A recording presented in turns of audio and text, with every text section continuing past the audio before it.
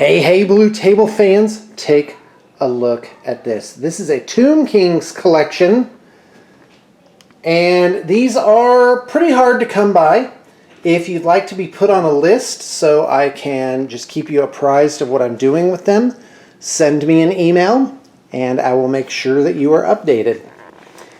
For now, I'm just sort of letting them be here. Okay, first off, 16 skeletal horsemen. Here's some of the riders, and there's these sprues from which we could make different types of things out of them. Okay, hold on a second. Let me just take a look at this. Hold on. Yep, okay, there's 8 riders here. 9, 10, 11, 12, 13. And there's 16 horses. So let's just keep our eyes peeled for those other riders. So I'm just going to say 13 riders, skeletal horsemen right now.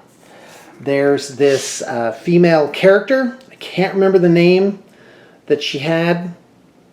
I have 3 of these Necropolis Knights. And I also have, this is 38 skeletons, but these aren't Tomb Kings. These are just skeletons. And what really differentiates them is you would just need shields or the specialty heads for them, which I may have. There are 12 of these mummies. I have no idea where these are from, if GW even produced them, or what's going on. This is not great. This is a find.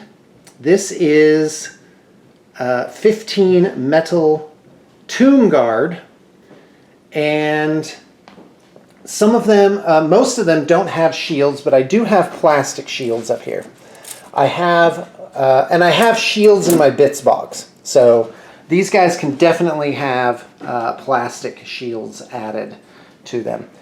This represents 40 Tomb Kings infantry, and it has all of the extras and banners and musicians and different weapons and heads and all the great things that you need to make Tomb King warriors. Now, the old Tomb King warriors used to be made out of a skeleton sprue, and then you would get this upgrade sprue that had a couple of banners. So you always had like a zillion of these banners.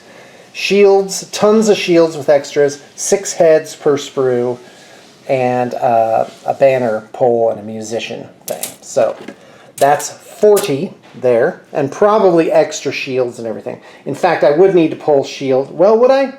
I actually have a bunch of Tomb King shields in my bits. Okay, next up, chariots. 3 on the sprue chariots with 3 chariot bases, and that is important. When you are dealing in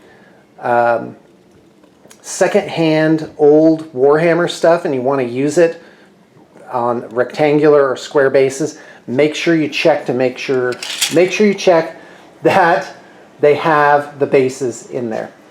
Here we have 2 chariots with plenty of charioteer models.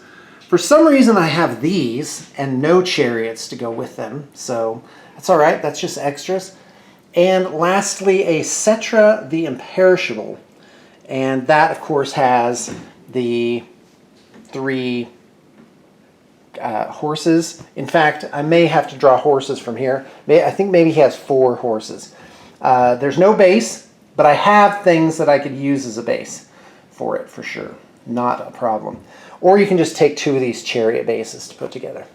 And this is, of course, what the box looks like. This is empty, by the way. And where else? Yeah, that's it. That's what this collection consists of. So pretty exciting.